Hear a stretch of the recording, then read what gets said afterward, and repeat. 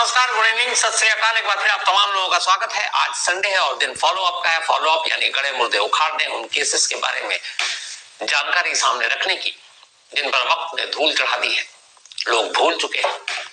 यही काम है फॉलो अप का, और इसी के जरिए मैं आपको उन केसेस के बारे में बताता हूँ कि क्या हुआ। जब हुआ था तब तो बड़े चर्चे थे, आज वो केस कहां पर है। कहानी शुरू करूं उससे पहले एक चीज आपको बताता हूँ। ये बहुत सारी चीजें इसमें आप लोग इसको टटोलेंगे तो पाएंगे कि दुनिया की हर चीज में ये चीज बड़ी सही बैठती है।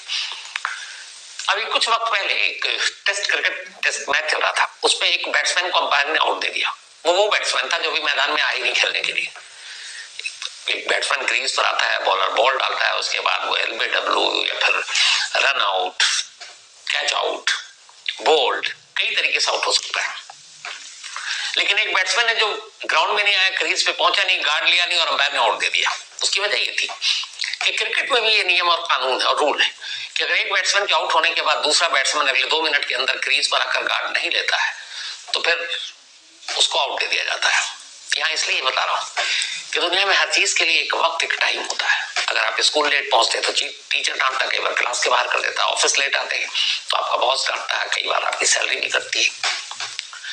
खाने पीने से लेकर जिंदगी की हर चीज के लिए एक वक्त फिक्स है, मुअय्यन है, मुकर्रर है। लेकिन हमारी अदालतों के लिए क्यों नहीं है? इसीलिए सारी चीजें इतनी बताई आपको। अदालतों के फैसले कब आएंगे, कितना टाइम होगा, क्या इसके लिए कोई कानून रूल नहीं है। चलिए, अदालतों के फैसले बड़े लंबे आते हैं, 40-30 साल के पुराने केस पड़े हुए। उसके बाद ये हुआ कि फास्ट ट्रैक कोर्ट बनाएंगे। फास्ट ट्रैक नाम ही ऐसा, सब कुछ फास्ट होगा। तो फास्ट ट्रैक कोर्ट से तो कम से कम उम्मीद कर सकते हैं कि फटाफट फैसला आएगा। लेकिन अगर फास्ट ट्रैक कोर्ट की भी रफ्तार सुस्त हो तो फिर फास्ट ट्रैक कोर्ट का भी क्या मतलब है? ये सारी चीजें इसलिए कह रहा हूं कि आफ्ताब पूनावाला और श्रद्धा केस, जिसने पूरे देश को एक तरह से झकझोर कर रख दिया था। एक लड़की जो मुंबई से दिल्ली आती है, 30-35 टुकड़ों में, उसकी अलग अलग उसकी लाशों के टुकड़ों को जंगलों में फेंका जाता है और हाथ आते हैं 10-12 उसके, बस सिर्फ हड्डियां, पूरी लाश के नाम पर। बड़े बड़े दावे, बड़ी बड़ी बातें हुई, छोड़ेंगे नहीं, जल्दी फैसला होगा और जो गुनहगार है आफ्ताब, उसको कड़ी से कड़ी सजा देंगे, फांसी पे फौरन चढ़ा देंगे। ये बातें हुई। नवंबर 2022 की बात है, 15 महीने पुरानी। आज कहाँ है ये केस?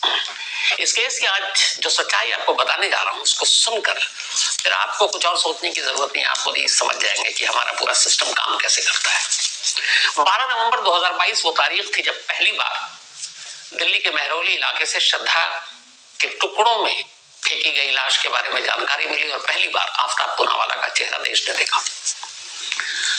फ्रिज में रखकर उसने तसल्ली से महीने भर तक टुकड़ों को इधर उधर फेंकता रहा। उसके बाद पकड़ा गया, कहानी आपके सामने आई। उसके बाद सरकार ने, पुलिस ने, सबने कहा, दिल्ली का पुलिस कमिश्नर तक का बयान है कि हम जल्द से जल्द इस केस को इसके अंजाम तक पहुंचाएंगे। इसके बाद से इस केस का जो हश्र होता है वो अब आप सुनते जाइए। 23 जनवरी 2023 यानी कि 12 नवंबर को ये केस खुला था। उसके बाद मजबूरी थी 90 दिन के अंदर अंदर आपको करना है, लेकिन उससे पहले ही दिल्ली पुलिस ने चार्जशीट दाखिल कर दी। श्रद्धा वॉलकर के कत्ल के लिए आफ्ताब को जिम्मेदार ठहराया, तमाम सबूत दे दिए। तो 23 जनवरी 2023 को चार्जशीट दाखिल हुई। इसके बाद ये मामला फास्ट ट्रैक कोर्ट को भी दे दिया गया। साकेत की फास्ट ट्रैक कोर्ट की जो जज साहिबा हैं, जिनके कोर्ट में इस फैसले की सुनवाई होनी है, चल रही है, मनीषा खुराना जी, इनकी कोर्ट में यह मामला गया। जनवरी 2023 में चार्जशीट दाखिल हुई। उसके बाद 1 जून 2003 से ट्रायल शुरू हुआ। 1 जून 2003, ये अभी 9 महीने लगभग हो गए, तब ट्रायल शुरू हुआ। अब इस ट्रायल में क्या क्या चीजें हो रही हैं, बस सुनते जाइएगा। आफ्ताब पूनावाला के जो वकील हैं, अब तक की सुनवाई में कई बार कई इंपॉर्टेंट डेट जिसमें विटनेस आ रहे हैं, कहां से आ रहे हैं, मुंबई तक से आ रहे हैं बेचारे, चलकर यहां तक, और वो गैर हाजिर। 1-2 बार नहीं, कई बार। केस की तारीख लगी हुई है, विटनेस पहुंच गया है, विटनेस की गवाही हो रही है, क्रॉस एग्जामिनेशन जरूरी है क्योंकि उसके बिना तो इंसाफ पूरा नहीं होगा।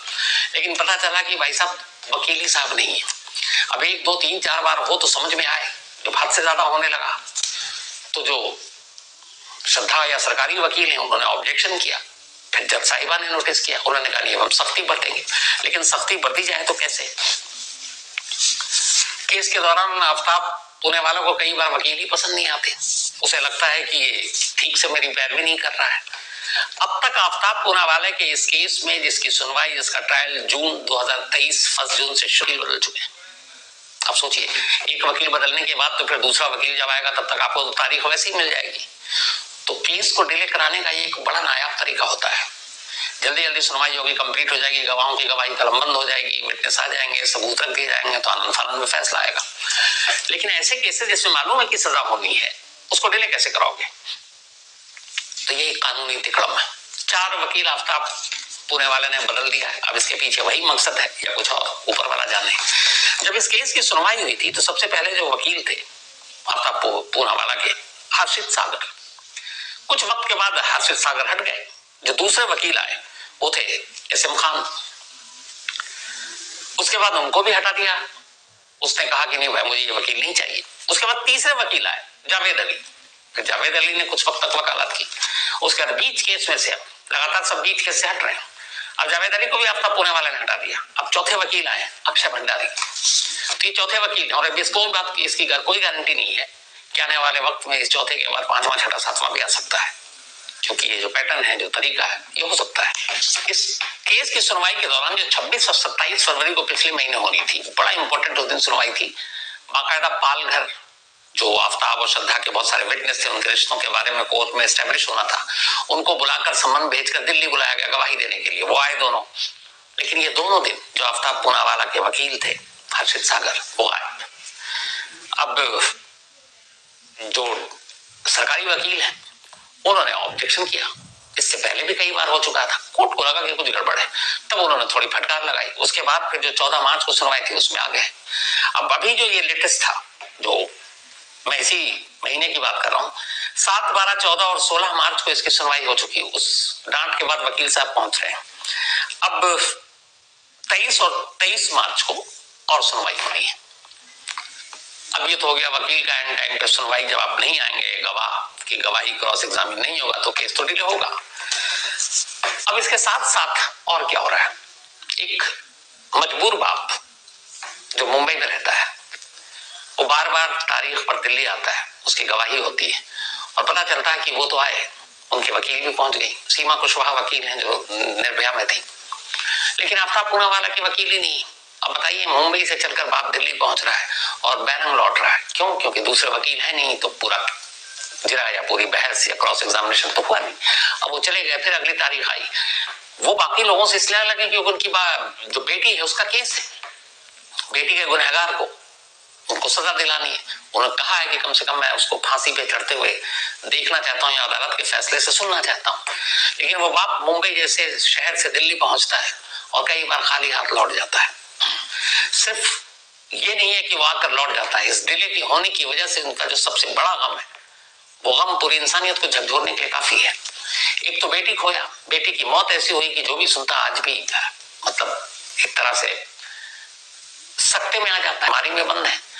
अब केस का फैसला हो, अदालत अपना फैसला सुनाए, तो ये जो उनकी बेटी की लाश के नाम पर कुछ हड्डियां हैं वो एक बाप को मिले और बाप ले जाकर उसका अंतिम संस्कार करे, ताकि उनकी बेटी को भी शांति मिले और उनको भी शांति मिल सके। लेकिन 15 महीने हो चुके हैं, अभी केस का कुछ पता नहीं है और अंतिम संस्कार के लिए कब दिया जाएगा मालूम नहीं, क्योंकि नियम कानून ये है कि उस केस के फैसले के दौरान जरूरत पड़ेगी तो वो केस प्रॉपर्टी है, केस प्रॉपर्टी बीच में दी नहीं जा सकती। लेकिन यहाँ सोचना चाहिए कि केस प्रॉपर्टी बाकी कोई चीज हो, समझ में आता है, पैसे हो, जेवर हो, हथियार हो, कपड़े हो, गहने हो, इंसान की बची खुची हड्डियां है।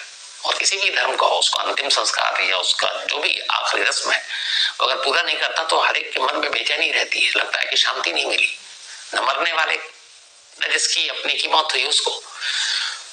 तो कानून की इस कठोरता के चक्कर में एक बाप दोनों तरफ से पिस रहा है, उसको अपनी बेटी का अंतिम संस्कार करने का मौका नहीं मिल रहा है और दूसरी तरफ वो इंसाफ भी नहीं मिल रहा है, क्योंकि फास्ट ट्रैक कोर्ट में होने के बावजूद 15 महीने हो चुके हैं, सामने वाले वकील गायब रहते हैं, तो फिर इंसाफ मिले कैसे?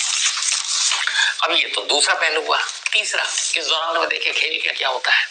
जेल जाने के बाद आजकल एक नया फैशन या नया ट्रेंड है कि जो क्रिमिनल होता है या फिर माफिया डॉन होता है वो ज्यादा आक्रामक घाक हो जाता है, ज्यादा परिपक्व हो जाता है। आफ्ताब पूनावाला जेल जाने के बाद से कानून की किताबें पढ़ रहा है। अभी हाल में एक किस्सा आपको सुनाया था मैंने, जो जिसमें एक अभिषेक मिश्रा इंसिडेंट, जिसमें एक आरोपी ने खुद अपनी पैरवी की अदालत में। आफ्ताब पूनावाला हर वक्त कानून की किताबें पढ़ रहा है। वो उन कमजोर कड़ियों को ढूंढ रहा है कि कहां से कुछ मिले ताकि एक तो डिले हो या फिर वो उससे बच जाए और वो अपना केस खुद लड़ सके। 4 वकील तो बदल चुका है, बस भरोसा है नहीं उसे वकीलों पर। तो अब कानून की पढ़ाई कर रहा, और किसी दिन अगर आप ये सुन ले कि जेल में रहते रहते उसने LLB पास कर लिया, वकालत की डिग्री ले ली, तो कोई हैरान मत होइएगा अगर जल्दी जल्दी फैसला आकर उसका इंसाफ नहीं होता है तो। और इतना वो कानून की पढ़ाई कर रहा है कि उसने अब खुद अदालत में बाकायदा अर्जियां लगा देता है। एक हैबियस कॉर्पस रेट लगाई थी उसने, याचिका, और उसने कहा था कि मुझे जेल के अंदर 22 घंटे तनहा रखा जाता है एक सेल में, सिर्फ 1 घंटे और सुबह और 1 घंटे शाम को छोड़ा जाता ताकि बाकी कैदियों से घुल मिल सकता हूँ। तो ये मेरे साथ ज्यादती। कोर्ट ने इसके ऊपर सुनवाई की और फिर कोर्ट ने तिहाड़ जेल प्रशासन को हुक्म दिया और कहा कि अब से 14 मार्च से आफ्ताब पूनावाला को हर रोज कम से कम 8 घंटे उसके सेल से बाहर निकाला जाए। तो यहाँ भी उसने अपना काम कर लिया, कानून के तिकड़मों को समझ गया है। तो वो आफ्ताब वाला जिसकी जान को जेल में खतरा है, जब शुरू में गया था तो बहुत सारे लोग उसके दुश्मन थे और खुद पुलिस ने उसे बाहर भी बजाया था कोर्ट ले जाते हुए। अब वो कहता है कि मुझे अकेला रखकर जुल्म हो रहा है, तो अब कोर्ट ने कहा इसको 8 घंटे बाहर रखो। तो 8 घंटे वो बाहर कैदियों के साथ घुल मिलने का 15 महीने से तो रह ही रहा, शायद दोस्ती भी हो गई होगी। लेकिन जब वो कोर्ट में आता है, यहाँ पे भी देखे थे तुम, जब पेशी के लिए साकेत कोर्ट पहुंचता है, अभी भी पहुंचा था वो इसी मंथ 7 या 10 मार्च को, तो वो वहां जब आता है तो कोर्ट में आने के बाद सुबह जेल की कैदी लेकर आती हो, चूंकि शाम को ही आपको वापस जेल जाना होता तो पूरा दिन फिर आपको कोर्ट में रहना होता, तो दोपहर का खाना जनरली कैदी वहीं कोर्ट का खा लेते हैं। आफ्ताब पूनावाला लगातार जब भी पेशी पर आया साकेत कोर्ट में, उसने एक दिन भी साकेत कोर्ट का खाना नहीं खाया। वो अपने साथ बिस्किट लेकर आता है या कोर्ट से बिस्किट खरीद लेता है और वो सिर्फ बिस्किट खाता है, और पानी भी जेल से लेकर आता है। उसकी वजह ये है कि शुरुआत में कुछ वकीलों ने उस पर हमला किया, वकील केस लड़ने को तैयार नहीं थे और उसे ये डर है कि कहीं कुछ लोग कोर्ट के अंदर उसे खाने पीने में जहर मिलाकर न दे दें और वो मारा जाए। तो ये उसको डर और ये समझ भी है, तो वो कोर्ट का खाना ही नहीं खाता और अपना जेल से लेकर आता है। 8 घंटे की उसने आजादी जेल के अंदर ही मांग ली कि अब भाई हमको बाहर रखो। तो ये सारी चीजें धीरे धीरे सीख रहा है और इधर दूसरी तरफ तारीख पे तारीख चली जा रही है। तो मैंने जैसा शुरू में कहा कि जब हर चीज का वक्त मुकर्रर है, हर चीज का टाइम फिक्स है कि आपको दफ्तर का 9 या 10 बजे पहुंचना है, स्कूल आपको 7 साढ़े 7 बजे क्लासेस शुरू होगी, अगर एक बैट्समैन आउट होता तो 2 मिनट के अंदर दूसरे को क्रीज पे पहुंचना होगा, ये आपको एक टारगेट दिया गया इतने वक्त में पूरा करना होगा, एक सरकार 5 साल या 5 साल के बाद अंदर अंदर आपको चुनाव कराना होगा, तो फिर अदालतों में एक फैसले के लिए कोई टाइम लिमिट क्यों नहीं? आम केस को छोड़ दें, अगर फास्ट ट्रैक कोर्ट का भी यही रहेगा तो क्या होगा? खुद सीमा कुशवाहा ने भी कहा है कि जिस तरीके से ये केस चल रहा है और जो तरीका तिकड़म आफ्ताब पूनावाला के वकील अपना रहे हैं या आजमा रहे हैं, उसको देखते हुए जो शुरू में दावा किया गया था कि फास्ट ट्रैक कोर्ट में जाने के बाद 6 महीने के अंदर अंदर इसका फैसला हो जाएगा, आफ्ताब अपने अंजाम को पहुंचेगा। हालांकि अंजाम अभी तो पहुंचेगा नहीं, फास्ट ट्रैक के बाद हाई कोर्ट है, हाई कोर्ट के बाद सुप्रीम कोर्ट है, पता नहीं कितना टाइम लगेगा।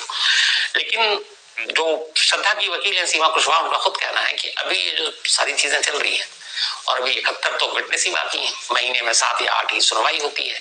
विटनेस भी कहाँ से आते हैं, दूर दराज से आते हैं, कई बार विटनेस के साथ भी प्रॉब्लम होती है। तो आप मान लीजिए 5-6 महीने तो भी विटनेस की यानी कि गवाहों की गवाही में निकल जाएगा। उसके बाद कुछ और चीजें होंगी, फिर वो होगा, फिर क्रॉस एग्जामिनेशन के नाम पे कुछ हो सकता है, फिर उसके बाद बहस शुरू होगी, फिर उसके बाद अदालत का ये होगा कि भाई फैसला सुनाना है, दोषी है कि नहीं है, फिर उस फैसले पे अगर दोषी है तो सजा का ऐलान अलग से होगा। तो मान लीजिए मिनिमम मैं कह रहा हूं, और इस साल ही अगर आ जाए तो भी हैरानी की बात होनी चाहिए, वरना मुझसे पूछे तो लगता है कि ये 2024 में निकाल देंगे। तो बात वही है कि जब इतने हाई प्रोफाइल जिसको लेकर इतनी सारे गुस्सा, इतनी सारी चीजें होती हैं, ऐसे केस में फास्ट ट्रैक कोर्ट की भी ये सुस्त रफ्तारी कानून और इंसाफ को कितना मदद पहुंचा रही है? ये मदद पहुंचा भी रही है कि नहीं? ऐसे तो फिर लोगों का भरोसा ही उठ जाएगा कि फास्ट ट्रैक कोर्ट भी एक तमाशा ही बनकर रह गया है। पहले ये उम्मीद करते थे कि फास्ट ट्रैक कोर्ट से कुछ जल्दी उम्मीद मिलेगी। तो आप सोचिए, एक तरफ फैसला 15 महीने तो गुजर चुके हैं और दूसरा उसके बाप के बारे में सोचिए, श्रद्धा वालकर के पिता कि वो मुंबई से चलकर आते हैं, कितनी तकलीफदेह होगी हर बार कोर्ट में आना, और कई बार जब कभी वो नहीं है कभी वो नहीं, और लौट जाना, आने जाने में खर्च भी होता है। और दूसरी तरफ इंसाफ एक बाप का और उम्मीद एक बाप की कि ये खत्म हो तो बेटी की वो अस्थियां ले और उसको ले जाकर अंतिम संस्कार करे ताकि शांति मिल सके। लेकिन इस अंतिम संस्कार के बीच में भी कानून और इंसाफ और अदालतें, तो क्या कीजिएगा? सवाल सिर्फ इतना है कि जब जिंदगी की हर चीज के लिए एक वक्त फिक्स है तो फिर अदालतों के फैसले के लिए क्यों नहीं? सोचिएगा जरूर। फॉलो अप में आज इतना ही। अब आपसे मुलाकात होगी कल रात 9 बजे। कल मंडे है तो किसी नई कहानी के साथ। तब तक अपना और अपनों का ख्याल रखिएगा।